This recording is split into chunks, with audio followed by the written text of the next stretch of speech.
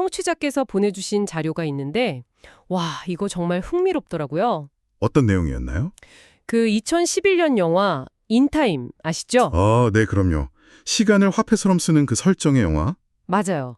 바로 그 영화의 줄거리로 시작하는 설교문이었어요. 이 설정 자체가 뭐랄까 현대인의 시간 강박을 제대로 찌르는 것 같아요. 그렇죠. 모든 사람이 25살에 노화가 딱 멈추고 네, 그리고 팔뚝에 새겨진 시간 시계가 남은 수명을 보여준다는 아이디어. 아주 강렬해져. 맞아요. 부자들은 막 수백, 수천 년의 시간을 갖고 영생을 누리는데 가난한 사람들은 하루 벌어 하루 시간을 채우는 거죠. 네, 말 그대로요. 커피 한 잔에 4분, 버스 요금은 1시간 이런 식이니까요. 영화 보면 주인공이 겨우 하루치 시간 유지하려고 아침마다 막 전력 질주를 하거든요. 맞아요. 그 모습이 꼭 우리 출근길 모습 같아서 좀 씁쓸하지도 했어요. 정말 그렇죠. 이 다료가 소수가 영원히 살기 위해서는 다수가 죽어야 한다는 영화 대사를 인용하면서 시작하는데 이게 그냥 영화 이야기가 아니라는 걸 암시하는 것 같더라고요. 맞습니다. 이 자료는 영화의 설정을 아주 강력한 은유로 쓰고 있어요. 그러니까 단순히 시간을 효율적으로 관리해라 이런 자기계발서 같은 조언이 아니에요. 오히려 그 반대 느낌이었어요. 네, 시간을 관리의 대상을 넘어서 구원해야 할 대상으로 보자는 거니까요. 아주 근본적인 관점의 전환을 요구하는 거죠. 시간을 구원한다. 처음엔 좀 거창하게 들렸는데 영화 이야기로 시작하니까 확 와닿네요. 네, 그래서 오늘 저희가 이 자료를 바탕으로 우리가 당연하게 여기는 시간이라는 개념을 한번 완전히 새롭게 들여다보려고 합니다. 좋습니다. 그럼 그 시작점으로 크로노스와 카이로스 이 두 가지 개념부터 짚어봐야겠네요. 네, 크로노스는 우리가 보통 생각하는 그 시간, 맞죠? 네, 맞습니다. 크로노스는 시계처럼 그냥 앞으로 쭉 흘러가는 뭐랄까 양적이고 객관적인 시간을 말해요. 아, 누구에게나 똑같이 주어지는 하루 24시간 같은 거요. 바로 그거죠. 자료에서도 영어 단어 chronicles나 chronological 같은 단어들이 여기서 유래했다고 설명하잖아요. 네네. 이스라엘 백성이 이집트에서 400여 년을 보냈다 할 때 그 400년이 바로 크로노스고요. 알겠습니다. 그냥 물리적으로 흘러가는 시간. 그런데 솔직히 카이로스라는 개념은 잘 와닿지가 않아요. 누구나 똑같이 24시간을 받는 건데 어떤 시간은 질적이라는 게 이게 무슨 뜻일까요? 아주 좋은 질문이세요. 바로 그 지점이 핵심이거든요. 제가 그냥 멍하니 보낸 1시간이랑 책을 읽으면서 보낸 1시간은 그럼 종료 자체가 다른 시간이라는 건가요? 그것과는 조금 달라요. 카이로스는 단순히 보람있게 보낸 시간과는 좀 다른 개념이에요. 아, 그런가요? 네, 이건 시간의 밀도나 의미에 관한 거거든요. 삶의 방향을 통째로 바꾸는 어떤 결정적인 순간 혹은 기회나 전환점이 되는 시간을 의미하죠. 삶의 전환점, 그래서 자료에서는 이걸 하나님의 시간이라고 표현하고요. 하나님의 시간이라. 조금 더 구체적인 예가 있을까요? 물론이죠. 자료에 나오는 예시처럼 예수의 탄생으로 역사가 BC와 AD로 나뉜 그 순간. 아, 인류사 전체의 카이로스라고 할 수 있겠네요. 그렇죠. 개인적인 차원에서는 평생의 신념을 갖게 된 날이라든가 인생의 동반자를 처음 만난 순간. 큰 실패를 통해 가치관이 바뀐 경험 같은 것들도요. 맞습니다. 전부 다 카이로스죠. 크로노스가 그냥 끊임없이 흐르는 강물이라면 카이로스는 그 강물에서 낚아올린 반짝이는 보석 같은 순간인 셈이에요. 와, 보석 같은 순간. 비유가 정말 좋네요. 그럼 이건 꼭 종교적인 맥락이 아니더라도 생각해 볼 수 있겠어요? 물론입니다. 심리학에서 말하는 몰입의 순간이나 예술가에게 영감이 번뜩 떠오르는 찰나 같은 것도 일종의 카이로스적 체험 아닐까요? 정확합니다. 바로 그거예요. 종교적 맥락을 떠나서도 우리 삶을 양이 아니라 질적으로 변화시키는 모든 의미 있는 순간을 카이로스라고 이해할 수 있습니다. 그렇군요. 그리고 이 자료의 가장 중요한 포인트는 성경에서 세월을 아끼라고 말할 때 그 세월이 크로노스가 아니라 카이로스다. 네, 바로 이 카이로스를 의미한다는 점입니다. 단순히 물리적인 시간을 허투루 쓰지 말라는 뜻이 아니라는 거죠. 세월을 아끼라는 말을 들으면 보통 스케줄 꽉 채우고 1분 1초 낭비 안 하는 모습을 떠올리잖아요. 다들 그렇죠. 근데 그게 아니라 카이로스, 즉 의미 있는 순간들을 소중히 하라는 뜻이었더니 관점이 완전히 다르네요. 네, 그렇죠. 근데 자료는 여기서 한 걸음 더 들어가더라고요. 아끼다라는 단어의 원어에 숨겨진 뜻, 이 부분이 정말 흥미로웠습니다. 그 부분. 네. 엑사고라조라는 헬라어죠. 네, 엑사고라죠. 이게 사실 두 단어가 합쳐진 거잖아요. 받기로라는 뜻의 엑스랑 네, 아고라, 시장. 네, 맞습니다. 그래서 문자 그대로 하면 시장에서 사서 밖으로 가지고 나온다. 이런 뜻이 되는 거죠. 시장에서 무언가를 사온다? 이게 어떻게 시간을 아낀다는 의미랑 연결이 되는 거죠? 그냥 물건 사듯 시간을 사라는 건 아닐 테고요. 맞습니다. 자료에 따르면 당시 이 단어는 아주 특별하고 좀 극적인 상황에 사용됐어요. 극적인 상황이요? 네, 바로 시장에서 상품처럼 팔리고 있는 노예를 누군가 돈을 지불하고 사서 그 자리에서 노예 증서를 찢어버리고 완전한 자유를 주는 행위. 와, 바로 그 해방의 행위를 가리킬 때 쓰였다는 겁니다. 그건 정말 상상도 못했네요.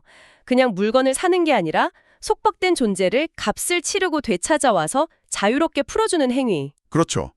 속량이라는 개념이죠. 속량. 단순히 뭔가를 얻는 구매가 아니라 잃어버렸거나 빼앗겼던 가치를 제값을 치르고 되찾아오는 구출 행위에 가까운 거예요. 아, 이걸 시간의 개념에 적용하면 의미가 완전히 달라지죠. 그렇군요.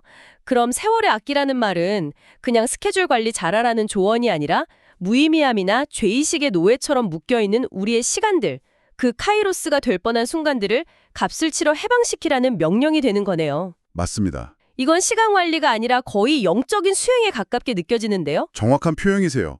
시간을 소극적으로 아껴 쓰는 게 아니라 적극적으로 구해내는 거죠. 구해낸다. 네, 무의미하게 흘려보낼 뻔한 나의 순간들을 건져 올려서 영원한 가치와 연결시키는 행위. 우리의 삶이 유한한 크로노스의 연속이지만 그 안에서 얼마나 많은 카이로스를 구출해내느냐가 삶의 질을 결정한다는 깊은 통찰입니다. 시간을 구출한다는 개념, 정말 머리를 한 대 맞은 것 같습니다. 그럼 구체적으로 어떻게 해야 이 소중한 시간들을 해방시키고 구출할 수 있을까요? 자료에서 세 가지 안경을 이야기하더라고요. 네, 과거, 현재, 미래를 바라보는 올바른 안경을 써야 한다고 제안하죠. 먼저 과거를 보는 안경부터 이야기해 볼까요? 과거의 안경은 지나간 때로 족하다는 시선입니다. 그러니까 하나님 없이 살았던 과거의 삶, 실수나 방황, 후회로 가득한 시간에 대해서 이제 그만하면 충분하다고 선을 긋는 태도를 말하는 거예요. 족하다는 게 만족스럽다가 아니군요. 네, 이제 됐다, 그만, 이런 단호한 선언에 가깝죠. 그런데 과거에 선을 긋는다는 게 사실 말이 쉽지는 않잖아요. 특히 큰 상처나 지우고 싶은 후회가 있는 경우에요. 물론이죠. 그냥 이제 그만 한다고 마음이 따라주는 건 아니니까요. 아주 중요한 지적이세요. 자료가 말하는 선을 긋는다는 건 과거를 억지로 잊거나 괜찮은 척 하라는 의미가 아니에요. 아, 그럼요. 오히려 그 과거의 경험이 현재의 나를 계속 지배하고 미래의 가능성까지 갉아먹도록 내버려 두지 않겠다는 결단에 가깝습니다. 결단이군요. 네, 과거의 실수에 발목 잡혀서 앞으로 주어질 수많은 카이로스의 가능성을 놓치는 어리석음을 범하지 말라는 거죠. 아, 인생이라는 모래시계는 계속 떨어지고 있는데 이미 떨어진 모래알을 아쉬워하다가 남은 모래알마저 허비하지 말라는 거네요. 바로 그겁니다. 과거의 지배로부터 현재를 구출해내는 행위인 거죠. 좋습니다. 그럼 현재를 보는 안경은 어떤가요? 여기에 나오는 비유들이 정말 현실적이어서 기억에 남았어요. 현재의 안경은 내가 지금 서 있는 자리가 올바른가를 끊임없이 확인하는 겁니다. 내 삶의 방향성에 대한 성찰. 네. 자료는 아주 구체적인 두 가지 비유를 들죠. 첫째는 권투 선수가 한 방의 강펀치가 아니라 경기 내내 누적된 잽을 맞고 결국 KO 당한다는 거요. 맞습니다. 결정적인 한 방이 아니라 사소해 보이는 작은 충격들이 계속 쌓여서 무너진다는 거죠. 그리고 두 번째 비유는 더 충격적이었어요. 미국의 통계, 음주운전으로 처음 걸린 사람이 그 전에 평균 80번 이상 음주운전을 했다는 사실이죠. 80번이요. 와, 그 숫자가 정말 무섭네요. 그렇죠. 그 80번이라는 숫자가 많은 걸 시사해요. 한 번의 거대한 실수가 아니라 수십 번의 이번 한 번쯤은 괜찮겠지? 하는? 반복된 작은 잘못된 선택. 네. 그게 결국 인생을 무너뜨린다는 겁니다. 들키지 않았을 뿐이지 이미 80번의 위험한 순간이 있었다는 거니까 인생의 다른 영역에서도 마찬가지일 것 같아요. 그럼요. 마감을 계속 미루는 습관이라던가 건강에 나쁜 줄 알면서도 못 끊는 것들. 그런 작은 잽들이 쌓여서 어느 순간 감당 못할 결과로 돌아오는 거잖아요. 바로 그겁니다. 그래서 현재를 보는 올바른 안경이란 바로 그 반복되는 작은 선택들을 점검하는 거예요. 아, 지금 내가 시간을 보내는 방식, 내가 머무는 관계, 내가 하는 행동들이 과연 내 삶을 의미 있는 방향으로 이끌고 있는지를 계속 확인해야 한다는 거죠. 이 작은 현재의 선택들이 모여서 미래의 카이로스를 만들 수도 있고 아니면 모든 걸 앗아갈 수도 있다. 네. 삶의 자리가 바르지 못하면 시간을 해방시키기는커녕 오히려 더 깊은 속박으로 끌려 들어간다는 경고인 셈이죠. 현재의 작은 선택들을 점검하는 것. 마지막으로 미래를 보는 안경은 어떤 관점을 제시하나요? 솔직히 이건 좀 무겁게 느껴졌습니다. 네. 미래의 안경은 우리의 마지막 순간이 처음 믿었을 때보다 가까워졌다는 사실을 직시하는 것입니다. 마지막 순간이라면 개인의 종말, 즉 죽음을 의미하는 거죠? 맞습니다. 그렇죠. 죽음을 생각하라는 건데 그게 좀 섬뜩하게 들리기도 하거든요. 삶의 끝을 계속 생각하는 게 과연 현재를 살아가는데 긍정적일까? 오히려 더 불안하게 만드는 건 아닐까 하는 생각도 들고요. 충분히 그렇게 생각할 수 있어요. 하지만 이 자료가 말하는 의도는 죽음을 두려워하라가 아니라 죽음을 통해 삶을 선명하게 보라는 것에 가깝습니다. 아, 삶을 선명하게 보라. 네, 내가 언젠가는 반드시 끝을 맞이한다는 사실, 그 개인적인 종말의 카이로스가 매일매일 한 걸음씩 다가오고 있다는 걸 인정할 때 비로소 삶의 우선순위가 명확해진다는 겁니다. 삶이 유한하다는 걸 까다를 때 비로소 무엇이 중요한지 보인다는 그런 의미군요. 그렇죠. 스티브 잡스가 졸업식 연설에서 매일 아침 거울을 보면서 오늘이 내 인생의 마지막 날이라면 지금 하려는 일을 할 것인가라고 자문했다는 일화가 떠오르네요. 아주 적절한 예입니다. 고대 로마 철학에도 메멘토 모리, 즉 죽음을 기억하라 라는 격언이 있었잖아요. 맞아요. 죽음을 인식하는 게 삶을 더 가치 있게 만든다는 통찰은 동서고금을 막론하고 발견되죠. 이 자료 역시 같은 맥락이에요.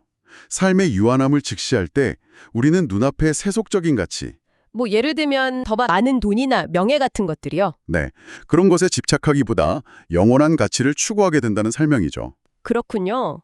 자료에서는 이걸 종교적인 언어로 어둠의 일을 벗고 빛의 갑옷을 입는 것 또는 그리스도로 옷 입는 것이라고 표현하고 있고요. 정리해보자면 과거에 대해서는 그 지배로부터 벗어나 단호하게 선을 긋고 현재에 대해서는 내가 내딛는 작은 발걸음들의 방향을 끊임없이 점검하고 미래에 대해서는 삶의 유한함을 직시함으로써 시간의 진정한 가치를 깨닫는다. 네, 이 세 가지 안경이 바로 시간을 구출하는 구체적인 방법론이군요. 네, 그 세 가지 안경을 통해서 우리의 시간을 무의미함과 속박으로부터 건져내고 진정한 카이로스로 채워나갈 수 있다는 것이 이 자료의 핵심적인 제안입니다. 와, 시간을 화폐로 쓰는 공상과학 영화 이야기로 시작해서 고대 그리스어의 의미를 파고들고 결국 우리 삶의 과거, 현재, 미래를 어떻게 마주해야 하는지에 대한 깊은 성찰로 이어졌네요. 정말 흥미로운 여정이었죠. 네. 오늘 나눈 이야기의 핵심을 다시 한번 짚어보자면 이렇습니다.